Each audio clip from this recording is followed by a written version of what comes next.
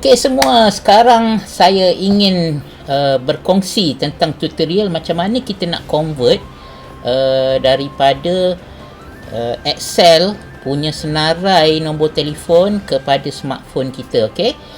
Pertama, biasanya kita akan kutip respon mungkin daripada Google Sheet, kita download dia jadi Excel sebagai satu contoh. Okey. Ini antara contohnya. Hanya dekat sini saya dummykan nombor telefon ni. Ni bukan nombor telefon sebenar. Jadi atas data privacy. Jadi saya ada kumpul. Yang pertama, tengok tab atas ni, iaitu first name, last name dan mobile number. Dalam kes ni saya hanya ambil sebab yang dia terbalik sistem ni mengikut barat orang putih, iaitu yang akan dipaparkan dulu adalah last name, lepas tu baru dipaparkan first name di dalam smartphone kita. Jadi sentiasa ingat yang akan dipaparkan, kita akan nampak yang ini dulu, kemudian yang ini. Jadi dalam keadaan sebenar, kita akan letak ini nama depan, ini nama belakang. Dalam kes ni saya nak dia akan muncul dalam smartphone saya seolah macam ni, Afrika DMJ pendidikan. Okey, dia akan muncul macam ni lah. Okey. Jadi yang pertama kita ingat rule dia yang tu. Yang kedua, kita kena pastikan dalam mobile number ni, dalam senarai list ni, saya hanya buat 15. Kalau beratus-ratus, pastikan kita highlight semua dan kita tukar format dia kepada teks. Dan sentiasa ingat rule, mesti di Malaysia ada plus 60. Okey. Sebab saya dah test, kalau kita tak buat plus 6, ada sedikit masalah nanti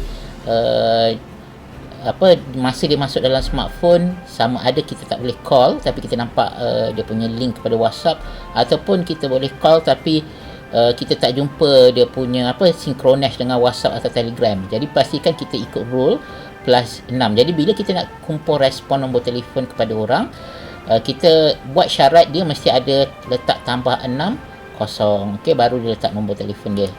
Jika dah ikut rule tu, kita perlu klik alternate plus F11. Okey.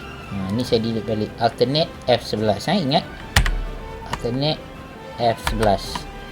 Okey, lepas tu dia akan keluar Microsoft Visual Basic. Pergi kepada sheet 1 atau sheet berapa yang kita kumpul data tadi. Kita klik kanan, klik insert, klik modul. Okey. Okey, kita perlu ada skrip. Skrip ni kita boleh dapatkan di laman web saya, muhammadfazil.com. Nanti saya akan bagi link dia dekat description YouTube. Okey, dapatkan ni kaedah convert ni. Kita akan scroll ke bawah sikit. Saya dah bagi link kat sini. Klik saja. Okey, ni dia punya Ctrl A, select all, klik kanan, copy. Okey. Selepas kita copy, pergi balik kita punya Microsoft Visual Basic ni, paste. Okey, kita tak perlu ubah apa-apa kecuali output. Kita nak dia simpan di mana. Kalau komputer kita tak ada D, tukar dia kepada C. Biasanya adalah C. Dan kita buat rename kalau perlu. Macam saya, mungkin saya rename sebagai DMJ. Nama file kita tu lah. Okey, kalau dah, tekan F5, F5. Maksudnya F5 tu nak save.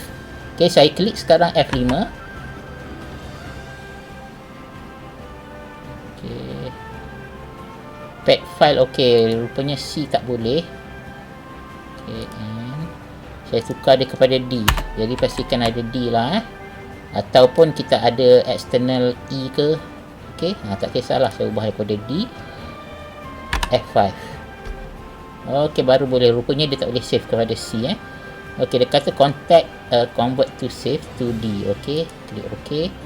Kemudian kita cari dekat D.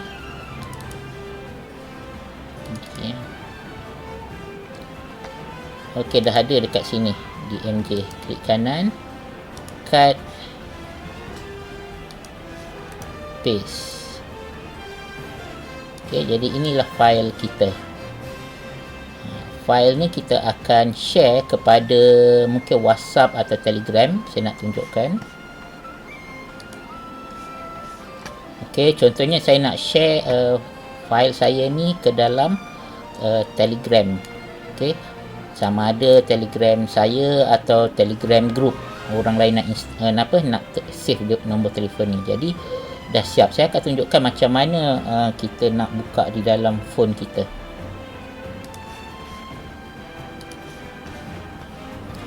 Okey, sekarang saya buka smartphone saya, Telegram.